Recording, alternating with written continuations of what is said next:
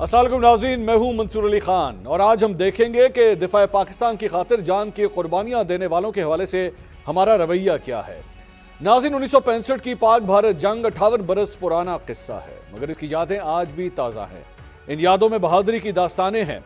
ये हुब्बुल वतनी के उस जज्बे का किस्सा है जो पूरी कौम के रगों में दौड़ रहा था।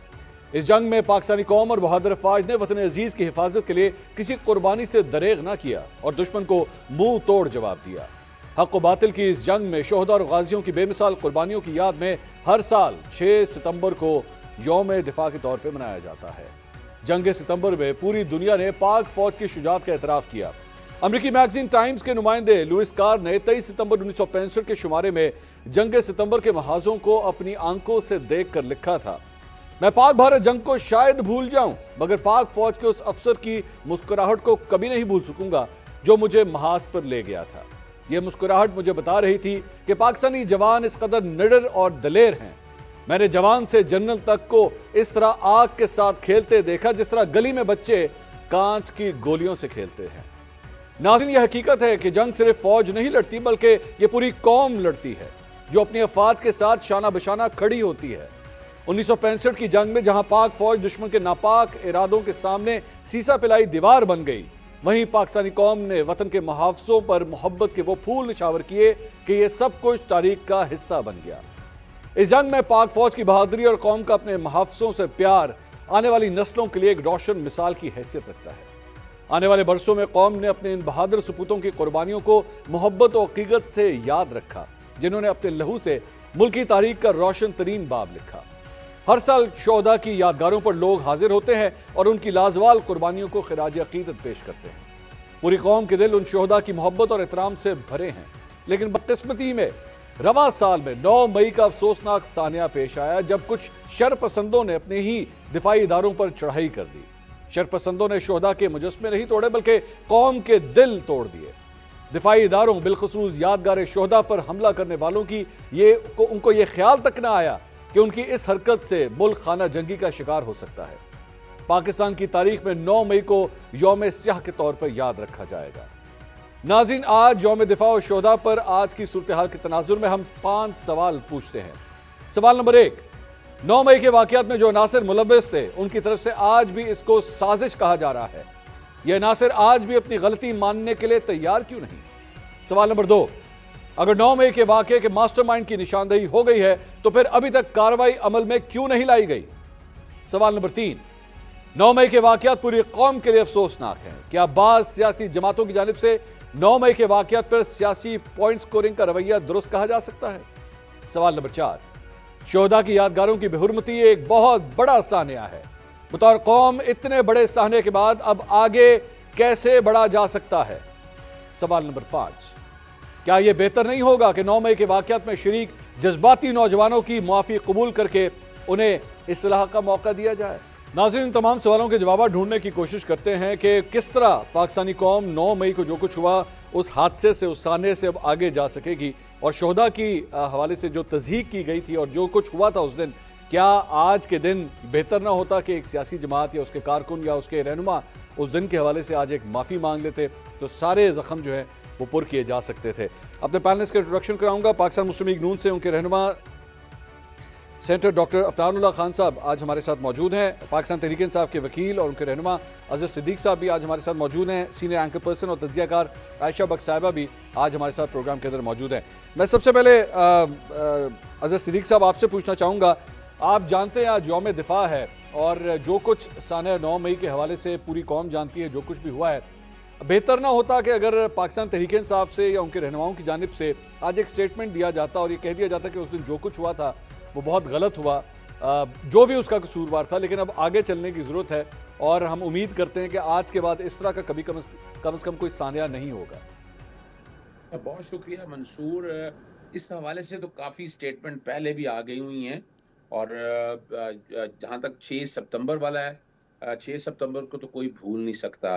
हमारे बुजुर्गों ने, हमारे बड़ों ने जो कुर्बानियाँ दी हैं और ख़ास तौर पर पाकिस्तानी फ़ौज का जो इसमें किरदार रहा है वो तो तारीख में लिखा गया है और अनमिनट है। यानी हम कहें कि उसको आप डाइल्यूट कर दें तो वो पॉसिबल है नहीं है। जहाँ तक बात दूसरी आपके हवाले से है, देखिए उसमें तो इमरान खान साहब या बाकी सब लोगों ने बड़ी वजाहत के साथ चीजें बता दी हैं। एतराज़ात वो अपनी जगह पर हैं कि उसके कॉन्सिक्वेंस के अंदर बहुत से ऐसे हैं जो बेगुनाह लोगों को उठाया गया, जेलों में रखा गया, कई की गिरफ्तारी नहीं डाली गई। वो उस कॉन्टेक्स्ट में कंडेमनेशन जारी है, वो आज भी अब जारी रहेगी कि जो भी करना है कानून और आइन के दायरे में रखा जाए। अब इस कॉन्टेक्स्ट में आपको पता है सुप्रीम कोर्ट में मामला फौजी अदालतों में चलने वाला चला गया हुआ है, वहां भी सुप्रीम कोर्ट ने रोका हुआ है। ये एक आपने जो ये तजवीज आपकी आगे चल रही आगे चलने वाली सी, मैं जाती तौर पर तो इससे इत्तेफाक करता हूँ कि हमें आगे चलना है, इस मुल्क और कौम को आगे लेके चलना है। जो गलतियां कोताहियां अगर हो जाती हैं इंसान से, उससे आगे चलना चाहिए। हम उसको अब लेकर बैठ कर और माजी में आप जाना शुरू कर दें और उस पर तरकीद का करने का इशू नहीं है। इशू ये है कि मैं तो बड़े अरसे से एक बात कर रहा हूँ कि पाकिस्तान को मिसाके पाकिस्तान की जरूरत है। पाकिस्तान ने आगे जाना है। ये पाकिस्तान है तो हम हैं, ये इदारे हैं तो हम हैं, इसमें कोई शक नहीं है। एतराज़ात जो के वजह है कि बराह रास्त पाकिस्तान तहरीक इंसाफ को एक्यूज किया जाता रहा, ये तो हकीकत की बात है। इमरान खान साहब गिरफ्तार हुए हुए थे, उनके पीछे जो कुछ हुआ और जितनी भी पार्टी की लीडरशिप जो वहां पर मौजूद थी, उनके भी स्टेटमेंट अपनी जगह आ चुके हैं। मैं डॉक्टर यास्मीन राशिद साहब वो क्या रोकती रही हैं, ये सारी, अब मैं उनमें कंट्रोवर्सीज में जाना नहीं चाहता। आज जो कि आज के दिन के तनासब के हवाले से मैं बिल्कुल आपकी बात से इत्तफाक करता हूं कि आगे चलना है, इस मुल्क को आगे लेके चलना है। जो इसके मसाइल, जो परेशानियां, जो दिक्कत, जो इकोनॉमी तबाह हो गई है इस मुल्क की, इस मुल्क में जो लोगों का ट्रस्ट खत्म हो गया हुआ है, जो मुल्क से बाहर लोग जा रहे हैं, उनको रोकना है। इसके लिए मैं इस पे जरा कमेंट लेना चाहूंगा। सेनेटर साहब भी हमारे साथ मौजूद हैं। अफनान साहब, किस तरह असर आगे बढ़ा जा सकता है? ये जो डिविजन्स आ गई और जो कुछ भी हमने देखा उस दिन के हवाले से, मैं मेरे लिए पर्सनली आज का दिन जो है वो इस हवाले से इंपॉर्टेंट है कि ये वो दिन है जो पाकिस्तानी अवाम और पाकिस्तानी अफवाज को आपस में कनेक्ट करता है। किस तरीके से हम इन जख्मों को पुर कर सकते हैं, जो हमारे रैंक एंड फाइल्स के दरमियान, लोगों के दरमियान जो पोलराइजेशन हुई है, इसको पुर किया जाए और आगे बढ़ा जाए? जी बिस्मिल्लाह रहमान रहीम। देखिए जो मामला है 9 मई का और जो कुछ शहदा की जो जो जो यादगारें थी जिनको डेसिक्रेट किया गया और जो पूरे मुल्क में हमले किए गए वो अनप्रेसिडेंटेड थे और ज़ाहिर है ये बड़ा तकलीफ अमल है उन तमाम फैमिलीज़ के लिए, बिलखुसूस जिनके जो है वो बच्चे जो हैं वो शहीद हुए हैं इस मुल्क के लिए। तो ये खाली इसको इस तरह तो नहीं किया जा सकता कि हम कह दें कि जी मिट्टी पाओ और आगे बढ़ जाओ। अगर कोई भी मामले को सही करना हो तो पहला फेज जो होता है वो प्रॉब्लम आइडेंटिफिकेशन का होता है और फिर उसके बाद आप जब प्रॉब्लम को आइडेंटिफाई कर लेते हैं तो फिर आप उसको जो है वो रिजॉल्व करने के लिए आगे बढ़ते हैं। अगर ये गलती हुई है, अगर ये समझते हैं गलती हुई है, तो सबसे पहले इमरान खान साहब को माफ़ी मांगनी चाहिए पूरी कौम से कि उन्होंने ये एक मामला ऐसा किया है जिसकी वजह से पूरे मुल्क के लोगों को तकलीफ पहुंची है और इस तरह मुल्क के अंदर सिविल वॉर कराने की जो है वो साजिश करना जो है वो कोई मामूली चीज़ नहीं है कि हम उसे कह दें कि जी ये तो चलो कोई बात नहीं। ये बात दुरुस्त है, ये हमने पहले भी कहा है, बहुत दफ़ा कहा है कि मिसाके पाकिस्तान या मिसाके जो है वो मिसाके जमहूरियत के ऊपर या चार्टर ऑफ इकॉनमी के ऊपर अगर आया जाए तो वो अच्छा है, क्योंकि ज़ाहिर है इस मुल्क के बहुत सारे मसाइल हैं। इस तरह जो है वो इंतशार फैला के मुल्क के अंदर जो जहर भर के लोगों के अंदर जो है वो आगे नहीं बढ़ा जा सकता। तो ये जो कुछ जो है ये पिछले 10-12 साल से मुसलसल चल रहा है। ये शुरू जो है ये आपको याद होगा कि पीटीवी पे हमला और पार्लियामेंट पे हमला और प्राइम मिनिस्टर हाउस पे हमला और वजीर आजम को गर्दन में रस्सी डाल के निकालने से शुरू हुआ था 2014 में, और जिसका जो है वो जो अपनी कल्मिनेशन हुई है वो 9 मई को हुई है। उसके पीछे बहुत सारे वाक़यात हैं जिसके अंदर ये इस तरह मामले चलाए गए। मेरा ज़ाती तौर पे ये ख्याल है कि ये तमाम चीज़ें जो है जानबूझ के की गई हैं। ये अगर मैं गलत हूं तो फिर जिन्होंने ये किया है उनको माफ़ी जरूर मांगनी चाहिए। ये आप समझते खान साहब को जो है वो इस मामले पे माफ़ी मांगनी चाहिए, उसके बाद हम आगे चल सकते हैं। आयशा, ये जो कुछ भी आप गुफ्तगू सुन रही हैं, किस तरह पॉसिबल है, क्या किया जा सकता है? सेनेटर साहब का ये कहना है कि जनाब पहले माने उसके बाद माफ़ी मांगें। अजहर साहब ये कहते हैं कि ये अच्छी तजवीज़ है कि आगे चलना है, बुलाइए इस चीज़ों को। ये बुलाया नहीं जा सकता कि 9 मई का वाक़या हुआ है, लेकिन ये भी नहीं बुलाया जा सकता कि पाकिस्तान तहरीक इंसाफ और इमरान खान साहब एक रियलिटी हैं और पाकिस्तानी अवाम के एक तबके के वो लीडर हैं। How can we resolve this?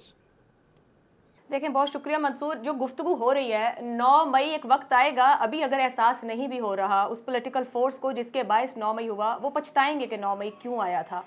मैं अभी से बात शुरू करती हूँ। आज जहाँ पॉलिटिकल फोर्सेस खड़ी हैं ना, वो अपनी पॉलिटिकल स्पेस खो चुकी हैं इस 9 मई की वजह से। सियासी जमात ने 9 मई क्यों किया, कैसे किया, क्या मकसद था, ये बड़ी वजाहत से सामने आ रहा है।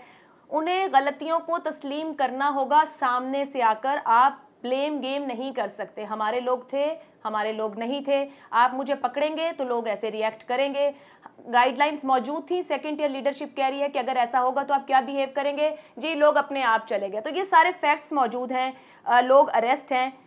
टॉप लीडरशिप को एक्सेप्ट करना पड़ेगा कि 9 मई की स्ट्रेटेजी बनाई गई थी। क्यों बनाई गई थी? गलती हुई, अपने ज़ाती मफाद के लिए, किसी पॉलिटिकल काम के लिए नहीं बनाई गई, ज़ाती सियासी मफाद के लिए। चंद लोगों, चंद भी गिनती हाथ की उंगलियों पे आप गिन लें, इतने लोगों की वो सिर्फ स्ट्रेटेजी थी। दूसरी बात ये, अभी ऊपर गुफ्तगू हो रही थी, अभी अजहर सिद्दीक साहब ने भी कहा अच्छी बात करना बहुत अच्छी बात है, और पीटीआई ने ऐसी बहुत सी अच्छी बातें 5-6 साल में करके नौजवान को वो ख्वाब दिखाया है कि आज वो नौजवान को कह रहे हैं कि ये वो हमारा बंदा ही नहीं, हमारे लोग ही नहीं। कहने और अमल में फ़र्क है। आप सिर्फ 9 मई से 5 अगस्त तक इमरान खान के करीबन ये 3 माह बनेंगे मेरा ख्याल से, इन 3 माह के स्टेटमेंट्स, इंटरव्यूज उठा के देख लें, कोई एक बात एक जैसी है नहीं जो अगली बार वो कहते हैं। तो कहना इज समथिंग एल्स, अमल एक मुख्तलिफ बात है। ठीक ठीक। अजहर साहब क्या रहते और हो क्या रहा था, अमल के ऊपर जज होगा ना। कह के तो हम सब तकरीर करके चले जाएं, अमल आपका मुख्तलिफ, और फिर आप अपने अमल की जिम्मेदारी लेने को तैयार नहीं है। चलना आगे है, लेकिन इस तरीके से नहीं चला जा सकता है। जिम्मेदारी लेनी पड़ेगी, व्हाट्सएवर जो भी है और कहीं भी बैठा है। अजहर साहब से जरा मैं इस पे कमेंट लेना चाहूंगा। अजहर साहब, अब मेरे ख्याल में दोनों हमारे पैनलिस्ट यही समझते हैं कि सबसे पहले तो एक्सेप्टेंस है। सबसे पहले ये मानना पड़ेगा कि जनाब हाँ जी हमारे ही लोग थे, हमारे लोगों से गलती हुई, लेकिन थे हमारे लोग। और अब उसके बाद आगे एक्सेप्टेंस होती है, उसके बाद आगे फॉरगिवनेस होती है और मामला आगे चलता है। वो किसी ने पंजाबी च कहंदे ने अपना लस्सी च मदानी लै लो ते रगड़ी जाओ। हाँ, बड़ा दुख और अफसोस का मकाम होता है। आप क्यों कर लेते हैं मंसूर साहब, ये तीनों ही ना, आप आ जाएं यहाँ ओवरसीज में आ जाते हैं, हर जगह चले जाएं। हम क्यों चाहते हैं कि ये जो कौम है डिसइंटेग्रेट हो रही है, इसको इकट्ठा क्यों ना किया जाए? बिल्कुल, हम फिर वही लगे हुए उन्हीं बातों के अंदर। हाँ। हम वही जख्म छेड़ना चाहते हैं। खुदारा ये मत करें। आपको अंदाजा नहीं है कि इस वक्त आम आदमी क्या सोच रहा है। मैं कुछ नहीं कहूं, मैं जो आम आदमी की सोच गली मोहल्ले में जाकर, गांव में जाकर आ जाएं, इकट्ठे कर लें, एक एक आदमी से पूछें। इन्हें अंदाजा नहीं है 14 सियासी जमातें, मैं तो आज से नहीं कह रहा, ये मैं तो पिछले जून से ये बात कर रहा हूं कि पाकिस्तान को मिसाके पाकिस्तान की जरूरत है। खुदारा ये हालात वहां तक मत लेके जाएं। क्यों लेके जाना चाहते हैं? नुकसान किसका हो रहा है? नुकसान पाकिस्तानी कौम का हो रहा है। जग हसाई हो रही है मुल्क के अंदर। खुदारा ये इस बात को आप समझे, इस बात को। और मंसूर साहब, मैं तारीफ करूंगा आपकी, जितने खूबसूरत तरीके से बात आपने कही है। और हल यही है, आज भी हल यही है, कल भी हल यही है, परसों भी हल यही है। ये ना हो कि मजीद हमारा वक्त जाया हो और हम बहुत दूरियां हो जाएं। देखें यहाँ नौजवान नस्ल, बाकी अब जो ओवरसीज पाकिस्तानी जो मैं तो बाद बैठ के देख रहा हूँ सारे मामला को, ये हमसे बहुत दूर हो गए हैं। मैं कुछ कहूं या ना कहूं, ये तो मानने के लिए तैयार नहीं होते हैं। आपको अंदाजा नहीं है, इस वक्त जरूरत है सारी सियासी लीडरशिप को इकट्ठे होने की, इकट्ठे होके खुदारा इस मुल्क को आगे लेके जाया जाए। जो बात आपने कही है, मैं अपनी जाती तौर पर, देखिए इसमें तो पार्टी स्टेटमेंट अपनी तरफ से आना है, जो भी पार्टी स्टेटमेंट आएंगे, मैं आपकी इस तजवीज से 100% इत्तेफाक करता हूं। अफनान साहब, अजहर साहब ने जिस चीज़ की निशानदेही की है, अगर हम बैठ के वो मदानी वाला जो उन्होंने एक एग्जाम्पल दी अपनी गुफ्तगू की स्टार्ट में, तो उस पर तो फिर सियासत करते रहें, रगड़ते रहें। और ये जानते हैं, you are also politician, everyone knows कि सियासतदान की एक आदत होती है कि उसने अपने मुखालिफ की कोई एक ऐसी चीज़ पकड़नी है और उसके बाद उसने कहना नहीं मैंने नहीं छोड़ना, मैं नहीं छोड़ूंगा। मुस्लिम लीग नून ने भुट्टो खानदान के ऊपर, पाकिस्तान पीपल्स पार्टी के ऊपर पाकिस्तान तोड़ने के इल्ज़ाम कितने साल आप लगाते रहे। 90s के अंदर नवाज शरीफ की बेशुमार इस किस्म की तकरीरें हैं जिसमें वो पूरे भुट्टो खानदान के हवाले से, मैं तो वो अल्फाज भी रिपीट नहीं कर सकता जो मियाँ साहब एक ज़माने में कहते थे, बट गए ना, उससे आगे गए, बुलाना पड़ा, पता लगा, आपको मिसाक जमहूरियत करना पड़ा, सारी चीज़ें बुलानी पड़ी मोहतरमा के साथ बैठ के। तो आखिर ये एक्सेप्टेंस क्यों नहीं है कि हाँ ठीक है हुई है, चलें गलती है, आपकी नज़र में अगर गलती हुई भी है तो अब आगे चलना है, आगे लेके चलना है, पाकिस्तान को जोड़ के रखना है आज के दिन। ये पाकिस्तानी अवाम, ये पाकिस्तान की सियासी जमातें, पाकिस्तान के दफाई इदारे, ये इकट्ठे एक बन के मुट्ठी बनते हैं, अलग अलग नहीं रह सकते। बुलाया किस तरह जाएगा? अब आज तक आप लोगों ने, आज तक ये नहीं है कि पाकिस्तान पीपल्स पार्टी ने भी कोई एक्सेप्ट किया है? जो आप लोग उन पर इल्जाम लगाते थे कि हाँ जी पाकिस्तान को हमने तोड़ा है, उन्होंने भी आज तक एक्सेप्ट नहीं किया, लेकिन आप लोगों ने फैसला किया कि नहीं आगे चलना है। तो अब यहां पे किस तरह आगे चला जाएगा? देखिए मामला जो है वो काफ़ी पेचीदा है 9 मई वाला। उसकी वजह ये है कि देखिए जिन्होंने ये काम किया है वो ये कह रहे हैं कि जी मट्टी पाओ तो आगे चलो। अब ये मट्टी पाओ जो है, ये मट्टी पाओ करते करते ही तो यहाँ तक पहुंचे हैं हम। अगर फर्ज करें 2014 में जब वज़ीर आज़म हाउस पे हमला किया, पीटीवी पे हमला किया, पार्लियामेंट में हमला किया, उस वक्त इनको रोक लेते तो आज ये 9 मई वाला वाकया ही ना होता। अफनान भाई इसी तरह फिर अगर सुप्रीम कोर्ट पे जब आप लोगों ने हमला किया था तो आप लोगों को उसी वक्त रोक लिया जाता तो आप लोग यहाँ तक ना होते फिर ना। जिन लोगों ने हमला किया था उन लोगों को सजाएं हुई, उनमें से अक्सर लोग जो है वो पीटीआई में। तो वो यही मैं कह रहा हूँ ना, आप जो है ये नहीं कर सकते कि आप कहें कि जी ये क्योंकि इमरान खान है तो इसको छोड़ दिया जाए। ये नहीं हो सकता, ये पहले बहुत दफा हो चुका है। नहीं वो खान साहब फिर इस तरह तो फिर आप लोगों की फिर माफिया नहीं मिलनी चाहिए, इस तरह तो फिर ये भी होना चाहिए ना। हमें माफिया कहाँ मिली है? हम तो जेलों में गए हैं, हम जिला वतन हुए हैं, हमें झूठी सजाएं दी गई हैं, हम तो बहुत एक प्रोसेस से गुजरे हैं ना। कौन सा प्रोसेस? मुशर्रफ का पूरा मार्शल लॉ गुजारा है। आईजीआई के ऊपर माफी मांगी है आज तक आप लोगों ने? आईजीआई तो हमने बनाई नहीं थी, हम क्यों माफी मांगे? आपके लीडर तो उसका हिस्सा थे ना, उसी के जरिए तो हुकूमत में आए थे। वो तो फिर तो इस तरह तो देखें, आईजीआई जो है वो कोई गुनाह, वो एक क्या कहते हैं, एक जमात थी, एक कोएलिशन था, बल्कि वो बनाया गया था उस टाइम के ऊपर। किसने बनाया था? जो है वो हम किसने बनाया? माफिया मांगे? हमने तो नहीं बनाया था। आईजीआई के ऊपर कोई शर्मिंदगी नहीं है आज तक आप लोगों को? नहीं, मैं एक कोएलिशन बनाया गया था ना, शर्मिंदगी की बात। किसने बनाया था? एजेंसियों ने बनाया था ना? ये तो पीटीआई किसने बनाई थी फिर? एजेंसियों ने। चले आए ना, तो मैं वही तो कह रहा हूँ ना भाई। सर आप पाकिस्तान तहरीक इंसाफ से माफी का मुतालबा करते हैं, बिल्कुल करें, मैं नहीं कहता कि ना करें, लेकिन फिर अपनी गलतियों अगर तो इसी पे खेलना है, अगर तो हमने इसी रूट पे चलते जाना है तो फिर ठीक है, फिर आप भी माफिया मांगते रहे, वो भी माफिया मांगते रहे। इसके अंदर ये बात की है कि जो हमसे माजी में गलतियां हुई हैं हम उन्हें नहीं दोहराएंगे। ये बात तो हमने की है। उसके अंदर क्या गलतियां हुई हैं बताएं? एतराफ की है? कौन सी गलती का आपने एतराफ किया? जो हम आपस में एक दूसरे को जो है वो जो हमने माजी में मलाइन किया, जिसकी वजह से गैर जमहूरी कुव्वतें जो है वो ताकतवर रही, उसकी बुनियादी चार्ट ऑफ डेमोक्रेसी की यही थी। अच्छा, कि हम वो गलतियां नहीं दोबारा दोहराएंगे। और हमने उसकी वजह से पाकिस्तान की सियासत बेहतर हुई।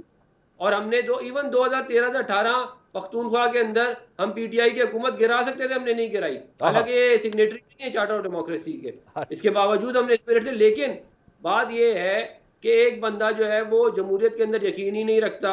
वो आज भी इस चक्कर में कि एस्टेब्लिशमेंट से कोई डील हो जाए, वो आज भी जो है वो सलमान रुश्दी को कर रहा है, के लॉयर को कर रहा है आलमी अदालत में जाने के लिए पाकिस्तान को बदनाम करने के लिए। खान साहब आप लोगों की तो एस्टेब्लिशमेंट से कोई डील नहीं हुई भी ना? आप मुझे बताएं ना। खान साहब आप लोगों की तो एस्टेब्लिशमेंट से कोई डील नहीं ना हुई भी है, ना कभी माजी में हुई है कभी? ये हमने कोई हम कोई जो है वो एस्टेब्लिशमेंट की बनाई हुई जमात तो नहीं है ना। हम तो 1993 में जो इलेक्शन हुआ था वो हम हार गए थे। अच्छा चले, बात लंबी हो जाएगी। अजहर साहब कमेंट आप कीजिए, मैंने फिर आयशा के पास जाना है। जी बोलिए, क्या कह रहे हैं? पूरा का पूरा भुगताया है मुशर्रफ का, उसके बावजूद जी हम तो कोई इस तरह नहीं है। बात ये है कि क्या, अच्छा एक मिनट अजहर साहब, एक मिनट उनको जरा बात कंप्लीट करने दें, फिर आप जवाब दीजिए। बोलिए खान साहब, आप बोलिए, बात कंप्लीट। क्या कोई इंसान जो पाकिस्तान की जमहूरियत में यकीन ना रखता हो, जो है जिसने इंतशार फैलाया हो, जिसने इस मुल्क की यूथ को के दिमागों में जहर भरा हो और झूठा जहर भरा हो, ये कैसा? वैसे खान साहब एक बात तो बताएं, ये कैसा शख्स है? खान साहब ये कैसा शख्स है या ये कैसी जमात है जो आप कह रहे हैं कि जमहूरियत में यकीन नहीं रखती, लेकिन सर पकड़ के बाल नोच के सर पे मिट्टी डाल के वो कह रहे हैं ताड़ी मेहरबानी इलेक्शन करवा दो? वो इलेक्शन हो जाएंगे, वो तो मैं ये कह ही नहीं रहा कि इलेक्शन नहीं होंगे। इलेक्शन अपने टाइम के ऊपर हो जाएंगे। और हम भी यही चाहते हैं कि इलेक्शन हो, हर जमहूरी जमात यही चाहेगी कि इलेक्शन हो। बात ये है कि ये इलेक्शन का मामला नहीं है। अच्छा। मामला ये है कि भाई आप ये इस बात का हिसाब देना कि आज आपको जमहूरियत, आप कहते हैं इलेक्शन, आपने आरटीएस बिठाने में आपका हाथ था। आप जो है वो 2017 में पनामा के अंदर आपका हाथ था। आप कहते रहे एम्पायर की उंगली जो है वो खड़ी होगी तो जो है वो हुकूमत खत्म हो जाएगी 2014 में। अब आप एकदम से कहेंगे नहीं जी क्योंकि मुझे सूट कर रहा है, क्योंकि वो माहौल ऐसा बन गया तो मैं आज जमहूरियत बड़ी अच्छी हो गई है। आप एक साल पहले बयान उठा के देखें, जब इनकी हुकूमत की थी तो ये कह रहे थे उस वक्त तक इलेक्शन कराते रहो जब तक मैं वजीर आजम नहीं बनता। ये रिकॉर्डेड बयान है इमरान खान का। ओके, क्योंकि उस वक्त ये मशहूर नहीं थे। अच्छा, तो ये इस तरह नहीं हो सकता कि अगर आपको लगे कि आप पॉपुलर है तो जमहूरियत अच्छी है, अगर आपको लगे अनपॉपुलर है तो आमरीत अच्छी है। इस तरह तो नहीं हो सकता।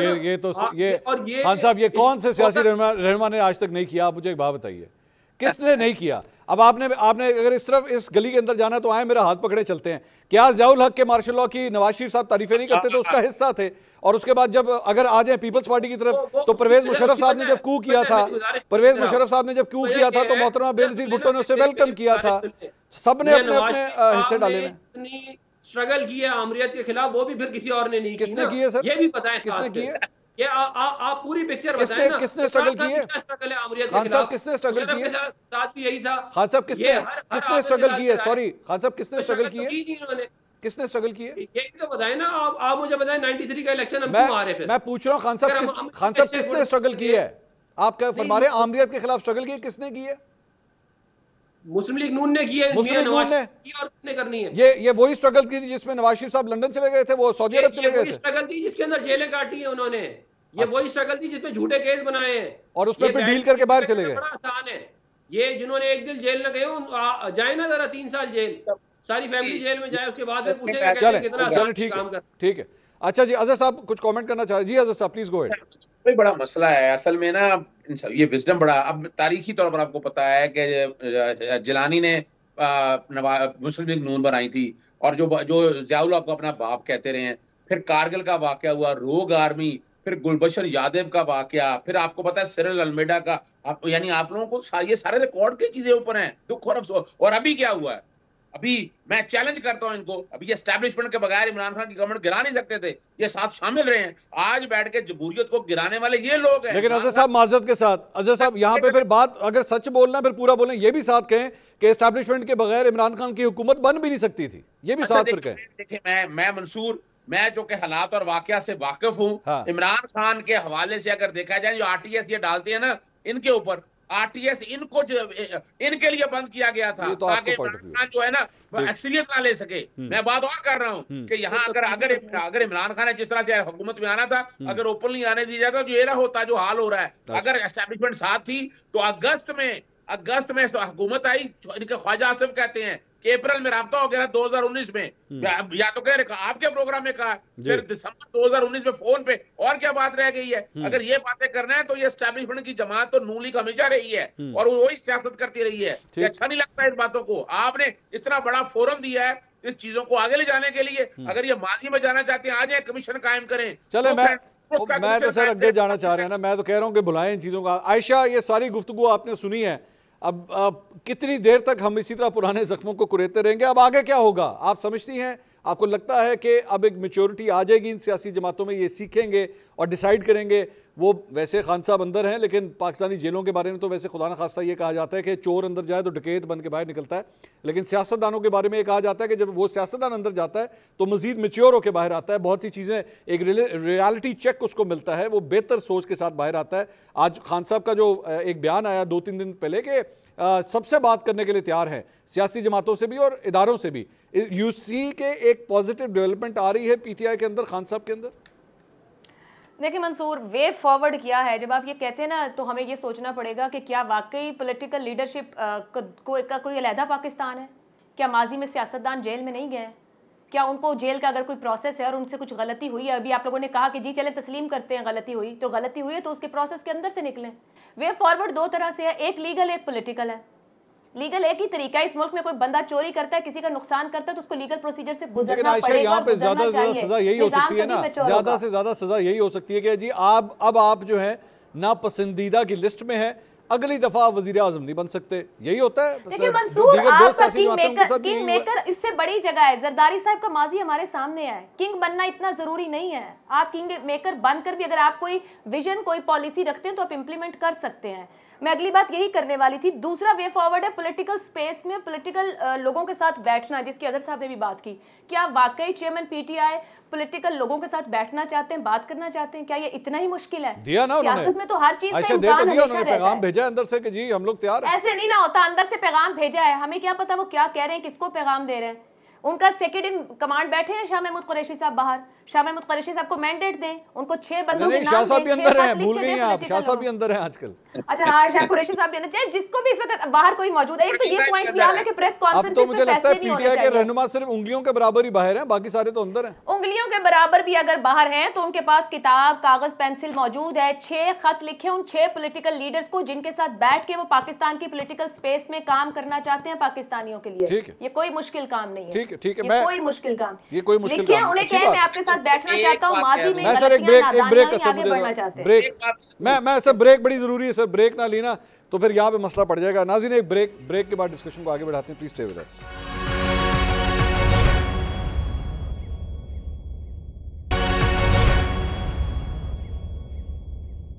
नाज़रीन welcome back after the break से पहले आयशा बख्श साहिबा अपना तजिया पेश कर रही थी और उनका ये कहना था कि अगर इमरान खान साहब सीरियस हैं कि वो वाकई दीगर सियासी जमातों से, इदारों से बात करना चाहते हैं, अपॉइंट करें, लोगों को बताएं कि किसको करना है।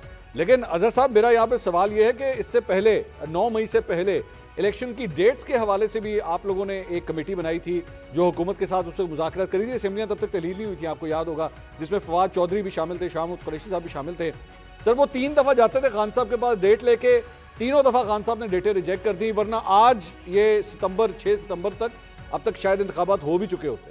देखिए मंसूर, सिंपल सी बात है, आज मैं आपके सामने कहता हूं कि अगर असेंबलियां तहलील हो गई हुई थी, इमरान खान के पास गोल्डन चांस था 27 मार्च को, मैंने खुद ट्वीट किया हुआ रिकॉर्ड के ऊपर, अगर उस पर असेंबली तहलील कर सकते थे, तहरीक अदम एतमाद भी असेंबली में पेश नहीं हुई थी।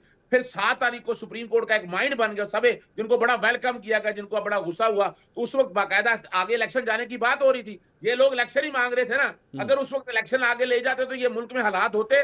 अब भी बात बड़ी है, पंजाब के अगर इलेक्शन करा देते, जिमनी सॉरी जनरल इलेक्शन करा देते, तो क्या हालात यहां तक जाने थे?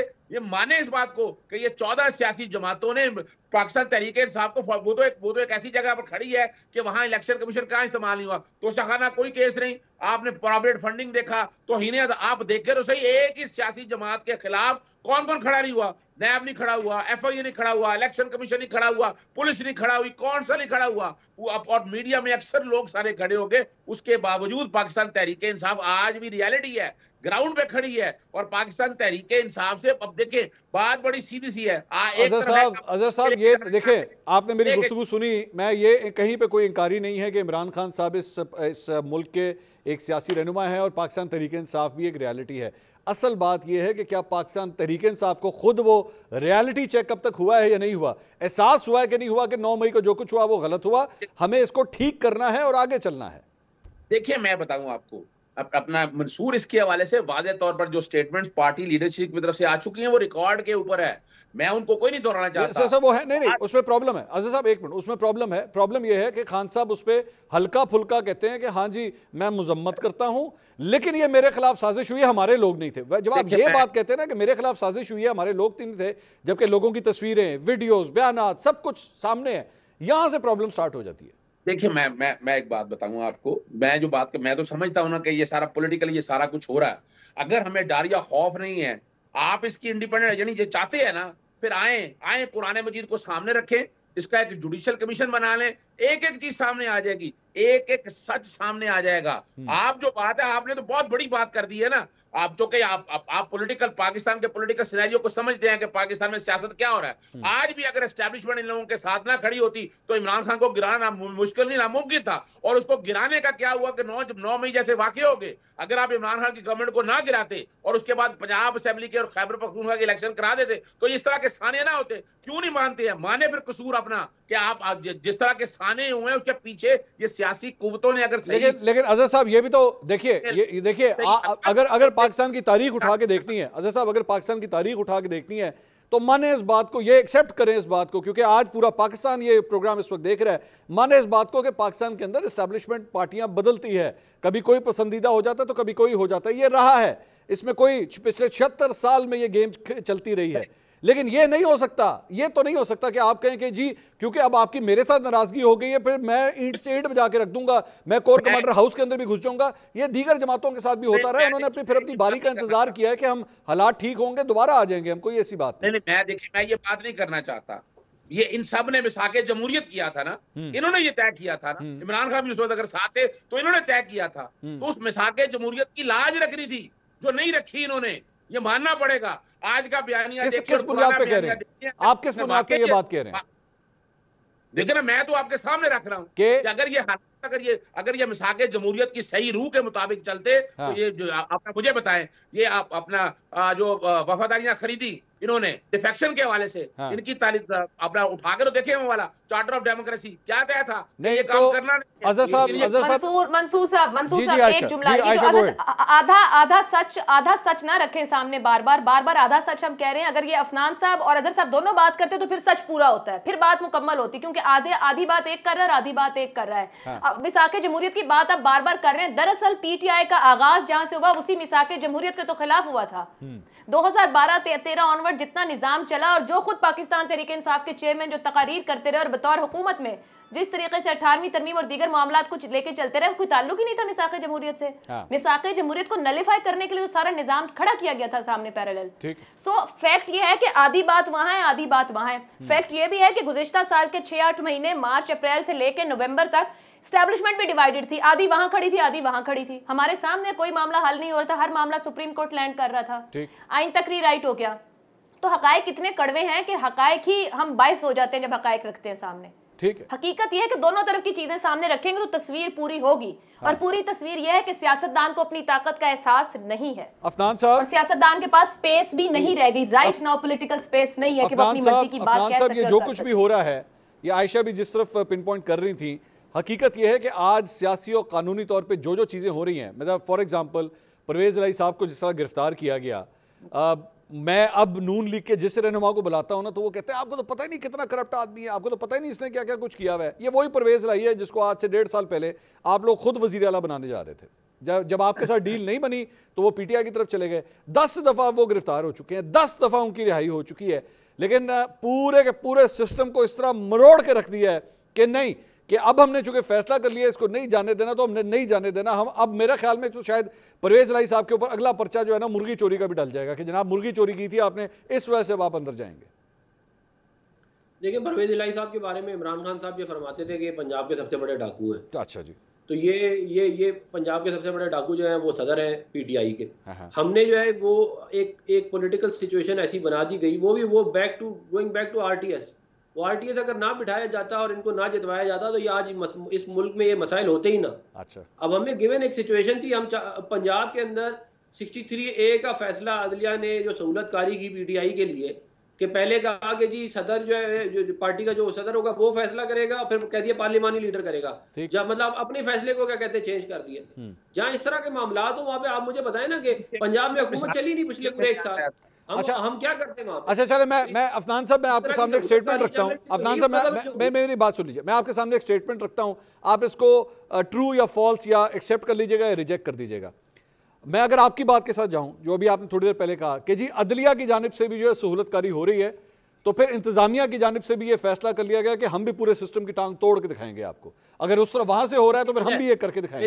ये सही है, ऐसा ही है? मैं एक्सप्लेन कर देता हूँ। हाँ, देखिए, बात ये है कि अगर अदलिया ही सुप्रीम कोर्ट ही आइन और कानून के मुताबिक फैसले नहीं देगी और वो आइन को ही रीराइट कर देंगे, मैं खुद एक लॉ मेकर हूँ, मैं आइन की किताब आपके सामने रख देता हूँ, आप 63A के अंदर बता देंगे, वोट पड़ेगा काउंट नहीं होगा, कहाँ लिखा हुआ है? ठीक है, जिन्होंने वो लेजिस्लेशन की, उन्होंने जाके सुप्रीम कोर्ट में वाली बात की कि इस तरह का कोई मामला है ही नहीं, मगर उन्होंने फैसला दे दिया। उन्होंने कहा हम जो मर्जी फैसला दें। अच्छा, जब आप इस तरह करेंगे सुप्रीम कोर्ट में बैठकर, जो है ना वो अजहर साहब का सब्जेक्ट है, मेरे ख्याल में उस पर भी वो कुछ कमेंट्री करना। अजहर साहब गो अहेड, फिर मैं आगे चलूं। मैं जी, देखिए, असल बात यह है कि मिसाके जमहूरियत की दफात इन्होंने पढ़ी नहीं है। मिसाके जमहूरियत में ये तय था कि ना वोट देना है ना वोट काउंट है ना। ये मैं कह रहा हूँ, इनको चैलेंज कर रहा हूँ ऐलान, और उससे पहले सरकार साहब के दौर में अगर पढ़ना है तो पढ़ ले। और 63 ये मामला कहाँ से आया? यानी एक बेचारा सेनेटर जो है वो आइन की तशरीह करेगा, वो भाई जाके आइन बनाओ। ना सर, ये नहीं सर, सेनेटर बहुत बड़ी चीज होती है सर। ये आप आइन लिखेंगे, तशरीह की है और वजाहत के साथ तशरीह की है। एक और आकर आज लॉयल्टी बदल लेता है।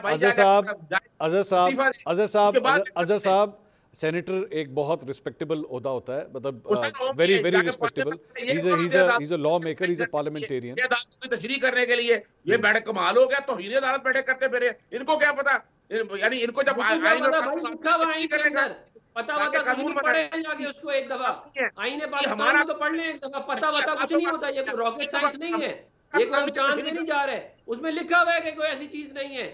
आप लोगों यही तो मसला है कि जहाँ इमरान खान का मफाद होगा उधर जाना है, आइन और कानून को फॉलो नहीं करना, यही तो प्रॉब्लम है। जहाँ पे फायदा वहाँ कहते हैं इलेक्शन कराओ, जहाँ नुकसान है वहाँ सीसीटीवी को उड़ा दिया। साहब ने सीख लिया होता तो बड़ा आसानी हो जानी थी आपके लिए। कमाल बात करते हैं आप अदालतों को मलाइन करना शुरू कर देते हैं। अदालत ने फैसला दिया है और अदालत लोग करते हैं तो पैसे लेके ट्रकों को खड़ा करते हैं, ट्रकों वाले लोग अदालतों को मलाइन करते हैं। जो आप लोग जो टाउटी करते हैं ना जाके माल पकड़ के, सर ये लफ्ज ना इस्तेमाल करें, बड़ा बिलो द बेल्ट लफ्ज है ये। को अफसोस होना चाहिए ऐसा बेटा जवाब मिल गया, आगे कैसे अफसोस होना चाहिए। किसके बारे में कहा जाता है कि जज लॉयर ना करो जज कर लो, मैंने कहा ये वाली बात तमीज नहीं है। पकड़ के आगे जज को करें, उसके बाद मैं भाषण नहीं आता पे इधर उधर की। सर मैं आपसे रिक्वेस्ट करूंगा, ट्रकों वाला काम किसने किया था चलिए बताएं, ट्रकों वाला काम किसने किया था बताएं, चले हम पूरा ट्रक खड़ा कर देंगे, किसने किया था ये काम बताएं। सब कुछ आप सीख लें, अदाब सीख लें, सवाल का जवाब दें, फैसला किया है चलिए बताएं। बड़े आपको कहानी सुनाते हैं किया, सुप्रीम कोर्ट ने तशरीह की है और ये उसका हक है और तशरीह बिल्कुल गैर आईनी है, आइन से ऊपर नहीं है सुप्रीम कोर्ट। मुझे पता है, आपको पता है, आप आइन नहीं लिख सकते, उनका काम तशरीह करना था, आइन लिखना नहीं था भाई। ये अब तशरीह हो चुका है, पूरे एक साल पंजाब में हुकूमत नहीं चली थी, इन्होंने तशरीह हो गई है, बात खत्म हो गई है, कमाल हो गया। सर बहुत बहुत शुक्रिया। मेरे ख्याल में now we are running in circles now. Thank you so much sir, time खत्म हो गया सर, टाइम खत्म हो गया। सेनेटर डॉक्टर अफनानुल्लाह खान साहब आपका भी बहुत शुक्रिया, आज़ाद सिद्दीक साहब आपका भी बहुत शुक्रिया, आयशा बख्श साहब आपका भी बहुत शुक्रिया। कोशिश थी आज के दिन के हवाले से कि किसी तरह ये दूरियाँ ख़त्म हों, ये डिविजन्स ख़त्म हों, ये पोलराइजेशन ख़त्म हो, इन चीज़ों को किसी तरह भुलाया जाए, कोई ऐसा तरीका मिल जाए जिससे ये जो इख्तलाफात हैं ये ख़त्म हों। क्योंकि आज एक ऐसा दिन है जिसमें पूरी कौम अपनी अफवाज के साथ इकट्ठे होकर एक होने का नाम है, उनकी जितने हमारे शोहदा हैं उनको सलाम पेश करने का नाम है। लेकिन उसके लिए शायद सबसे पहली चीज़, जो सबसे पहला कदम है वो ये है एहसास। ये एहसास सबसे पहले होना चाहिए, शायद उसकी कमी है। कल आपसे दोबारा मुलाकात होगी। अल्लाह हाफ़िज़।